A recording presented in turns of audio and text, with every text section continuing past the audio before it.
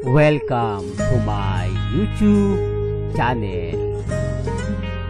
Kung bago ka lang sa channel na to at true-blooded Aldab Nation ka, tama po ang channel na pinuntahan mo. Kaya considering na po kitang bagong subscriber. At huwag mong kalimutan pindutin yung bell para lagi po kang updated sa bagong video na ilalabas ko. Salamat po sa iyong pag-click sa channel na to. Welcome back mga kaaldab. Ito na naman po ang inyong lingkod, si Mr. Destiny. Good news nga po ba o bad news yung sasabihin natin? Ito yung mga kumakalat ngayon sa social media na kung saan sinabi ko naman po sa inyo na magmuling magbabalik ang Aldab. Kumukuha lang po ng magandang tempo, magandang pagkakataon ang Itbulaga para maibalik na nga po ang Aldab Kalye serye. Maraming nag-react sa akin, maraming komento na hindi raw yung totoo. Pinapaasa lang kayo ni Mr. Destiny, walang katotohanan. Pero ngayon unti-unti na po lumalabas. Sabi ko nga po sa inyo, hindi pwedeng biglain yan. Kasi yan po yung mga pinag-usapan ng mga malalapit po o mga management po. Kasi gaya na sinabi ni Henyo Master Joey De Leon, hindi sila gusto nilang gumawa ng bagong record na magpapatumba sa GMA. Ito nga po yung Aldab Series 2. Na kung saan nga po sinabi ko sa inyo yan, medyo natagalan dahil sobrang dami talaga ng project ni Alden Richards. Kayo na po magpapatunay niyan.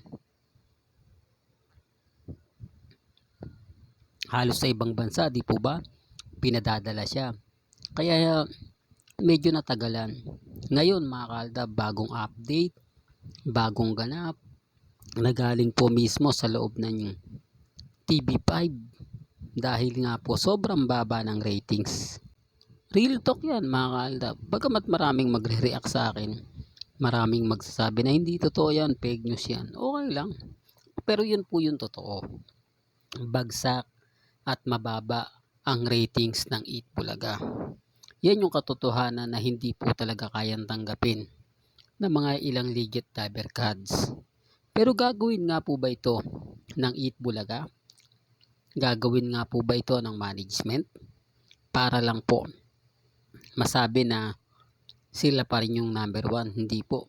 Kaya nga po may nabalitaan tayong si Jenny Ferrer na nga po ang umaayos o lumalakad sa management ni Alden Richards para ibalik lang po ang tambalang Aldab. Isa rin po sa mga sinasabihan ni Alden Richards. Isa rin po yan sa gustong maganap at mangyari ni Alden Richards. Kaya pag dumating yung point na yan, antayin nyo. Magre-reveal na rin po sina Alden Richards at si Maine Polkerson. Totoo yan mga kaaldab. Kahit anong sabihin po nila na ganto ganyan, tignan nyo.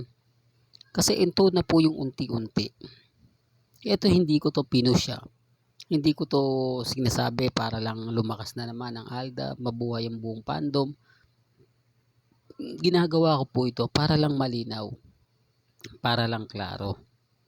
Dahil kapag sila yung nanggaling sa management, pagka dumating sa atin, tayo yung fake news eh.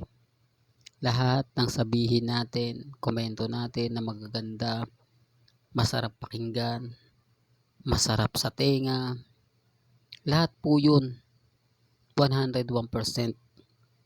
na galing sa atin. Kasi ako po yung tipo na naghahanap ng ilagi ng ebidensya at resibo. Ako yung tipo na tinitignan ko bawat update ni Maine, bawat update ni Alden. Kaya kita nyo yung huling post ni Alden Richards sa Instagram, Mickey Mouse. Alam ko ito yung nakakatuwa. Kasi pag Aldab Nation ka, madali tayong magkakaintindihan. Madali tayong magkakaunawaan. At kung number 1 Alden fanatics ka rin since 2015, alam mo na kung para kanino po yun. Kaya lang yung iba mga kaaldab, hindi inabutan yon sinasabi sa akin na ako, post lang yan, simpleng post lang ni Alden. Hindi naman niya magpo-post ng simple lang, ng walang ibig sabihin, walang pahiwatig. Ano yan, napadaan lang, tapos pinicturean, tapos pinost. Pwede po ba yon? Siyempre ikaw, halimbawa, mukha mo, ipipicturean mo, ipopost mo. Para saan yun? Para malaman nila, para alam nila kung saan ka, para alam nila at nakikita at lagi kang updated sa kanila. Pero bihira naman pong mag-post si Alden. Nagpo-post lang po siya kapag may ganap, kapag may mga bagay-bagay na gustong ipahiwatig. Ganon din naman po si Maine. Kaya nga sabi ko sa inyo, tignan nyo po yung mga post ni Mengay. Hindi po yan isa lang. Minsan nagpo-post siya sa Twitter, nagpo-post siya sa Facebook, bihira sa Instagram. Kasi alam niya, maraming toxic sa Instagram. Maraming taong nanggiinis sa Instagram. Although sinasabi ng iba na paninira daw po yun sa mag-asawa. Kaya lang siyempre kapag may mga ganon, sa akin ibinibintang. Kung hindi man sa akin, sa fandom ng Aldab Nation. Na okay lang po yun, normal lang yan. Basta ako, masaya po ako. Basta po ako, talagang kinikilig hanggang ngayon kung sakasakaling ibalik na ang Aldab Nation sa madaling panahon. Kasi sabi ko matagal na to talaga niluluto. Ayaw lang po nila maniwala. Kung hindi pa talaga sumasadsad ang ratings ng Eat Bulaga at medyo umaangat yung showtime, hindi nila gagawin yan. Kasi sabi ko nga po sa inyo mga Kaldab, hindi makakagawa ng bagong record si Nahenyo Master Joey De Leon o ang Eat Bulaga kung hindi nila gagawin to sa Aldab. Kasi may Aldab season 2 Aldab Kalye Serye, Aldab Story 2. Maraming pwedeng gawing title na muling bubuhay at muling sisigla para po sa fandom ng Aldab Nation. Ako masaya ako sa mga ganyang balita. Kaya lang yung iba syempre naiinis, nagagalit, nabubuisit kapag ganyan yung nakikita nila. Tapos sasabihin nila na hindi ganito ganyan Mr. Destiny. Wala namang anong sinasabi mo Puro ka lang paasa, puro ka lang fake news. Okay lang. At least yung mga sinasabi ko, mga pinapaliwanag ko, 101% ba na totoo. At hindi po natin ine-edit. Yan po yung isa sa pinagmamalaki ko at pinapakita ko. Kasi yung iba po nag-i-edit Yung iba alam din naman po, hindi edited lang yan. AI lang kumbaga.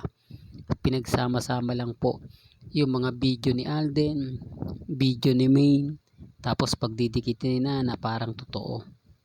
Pero hindi po nila alam, AI lang po yun.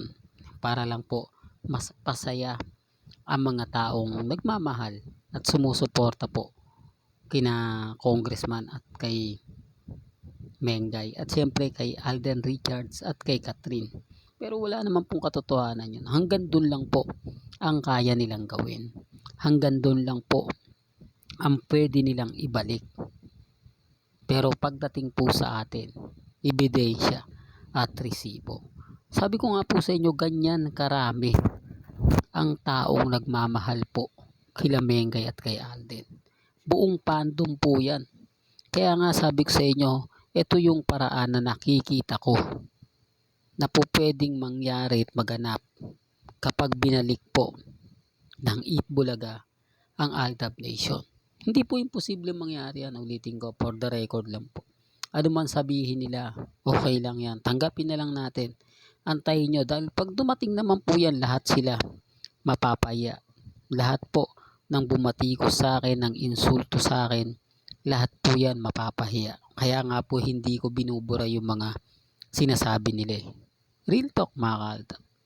Well, hanggang dito na lang po ang ating latest updates. Kaya kung gusto nyo pa po ng pinaka-latest at sariwang update, abay tumutok lang po kayo dito po sa channel ni Mr. Destiny para updated po kayo sa mga latest at sa mga bagong video po na ilalabas po natin maya maya lang. Kaya kung bago ka lang sa channel na to, at isa kang true-blooded Aldab Nation na nagmamahal kina Mengay at Tisoy, tama po ang channel na pinuntahan mo, kaya consider na po kitang bagong subscriber. At huwag mo kalimutang i-share ang mga video po natin sa mga mamis, sa mga titas, at sa mga senyor. Hanggang sa muli, salamat po sa panonood at pakikinig.